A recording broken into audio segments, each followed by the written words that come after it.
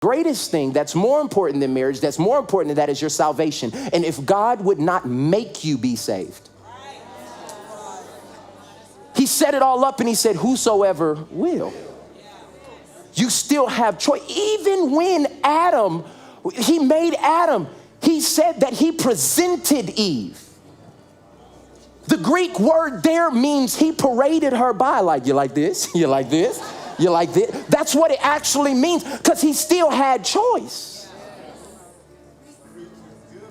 And so what many of us are doing is thinking that God is going to assign this person to overlook all your dumbness, all your not preparing, all of your everything, and their mind, God assigned them to me. They will be like, I don't choose you.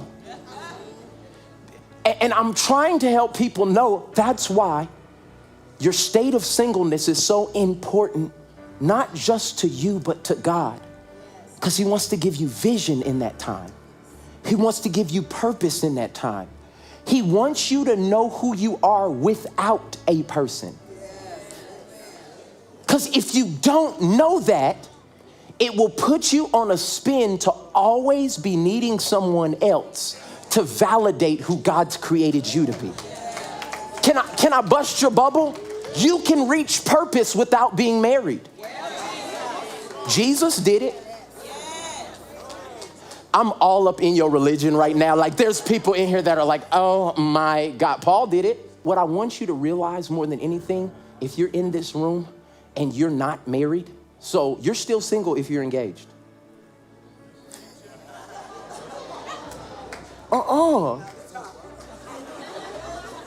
Still single. You're still single if you're dating. You're still single if you're courting. You're still single if you're single. Do you understand what I'm saying? You're still single. But I'm trying to encourage you, there's nothing wrong with the season that God has you in. Now hear me. This goes against everything you've been told up until this point. You 34? You should be married with a house and a car and a dog. I mean, isn't this the narrative that keeps playing? But Jesus said, equal to loving me is you need to learn how to love yourself. And then you can take from the extension of loving me and loving yourself, then you can pour out oil and love somebody else. May I submit to you that the problem in our society is not a relationship problem, it's a singleness problem. And until people get okay being single, to love God and to love themselves, their relationships will always be the place where they try to get fulfillment that can never come from that relationship. And I want you to understand, my first point is it's more important to be single than it is to be married. Okay? Write it down. It's more important to be single than it is to be married. In the beginning, God did not create marriage first. He created a single human being. If we look at this building, what's the first thing they did to create this building? They laid a foundation. You don't see the foundation. You don't even hear the foundation. Nope, nothing. But if the foundation was not there, this entire building would collapse. I want to tell you about what I call the prerequisite for divorce. Pastor Mike, why are you talking about divorce so much right now? I want you to know that your singleness is so important that you want to avoid getting into relationships that will not succeed, because divorce is the worst thing that can happen to anybody relationally. Well, Pastor Michael, in their life after divorce? Yes, there is. And we're going to talk about that, and we're going to help you walk through that. But I promise you, if you can avoid this pitfall, you want to. Do you know how many people we counsel who are broken children of people who got divorced?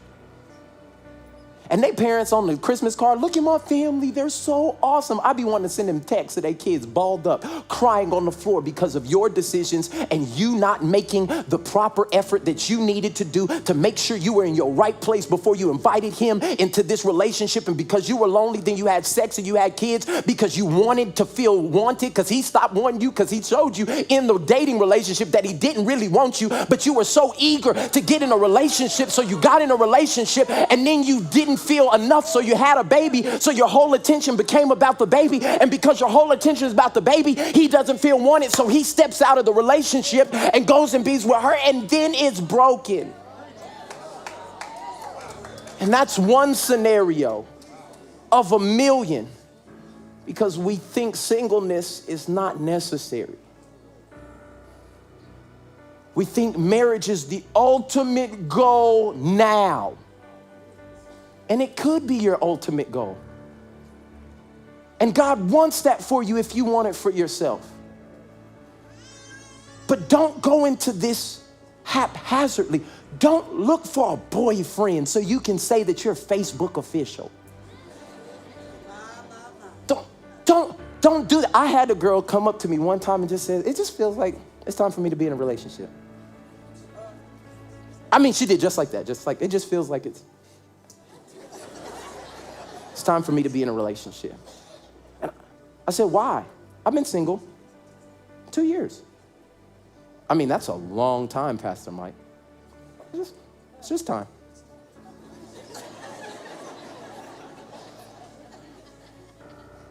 And I told her, I said, don't do that.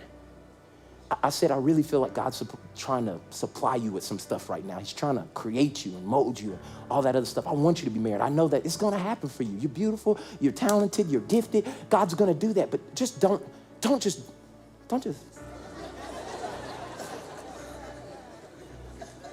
Because if you go into it like that,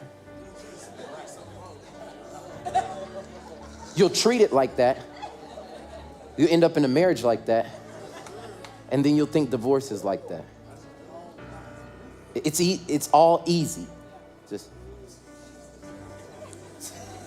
y'all gonna be walking around this.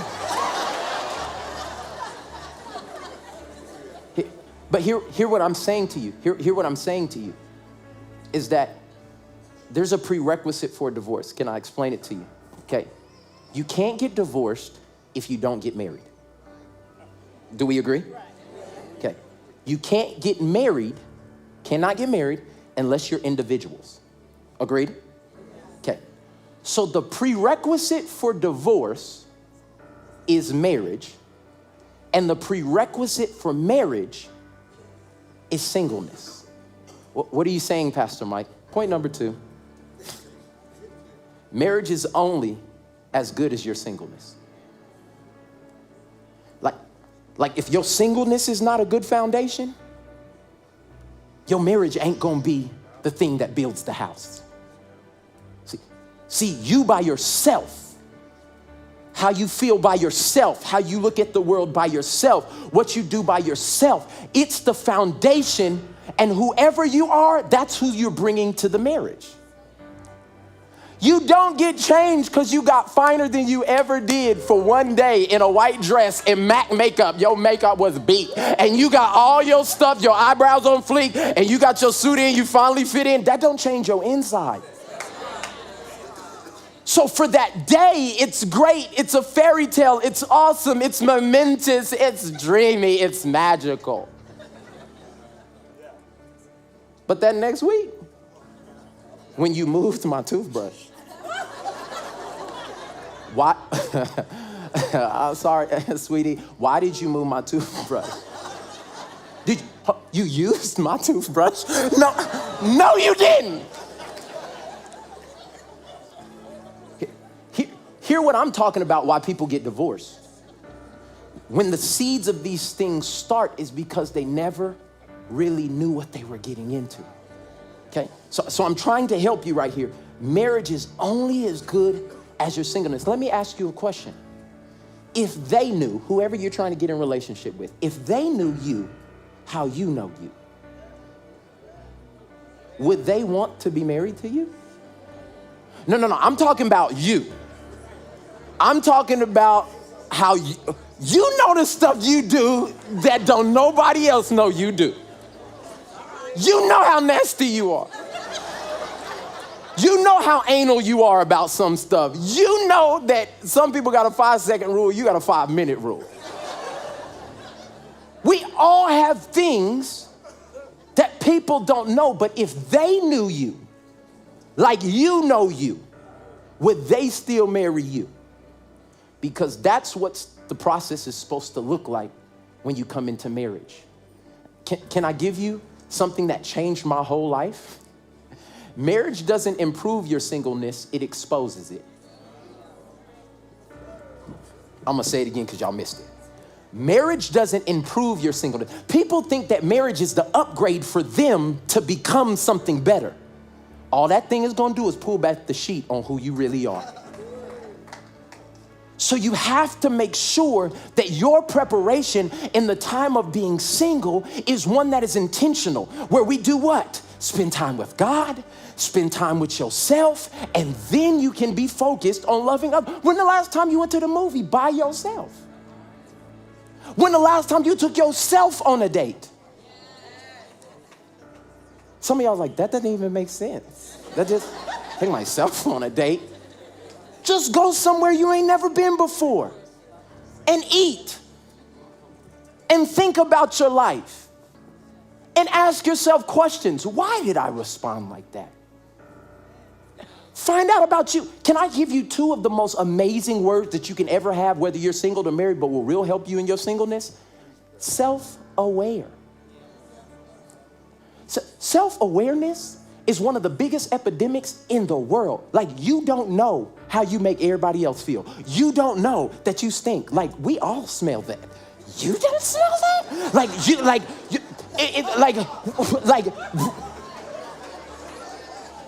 you ain't even there. Like, he was here, wasn't he? Like, we can smell you. You live with that. The same way we can smell you in the natural, that's what gossip smells like in the spirit. We can smell your bad character. We get to see your fruit drop. And it's bitter. Like, you gotta become self-aware in your singleness so that you know what you're bringing to the marriage.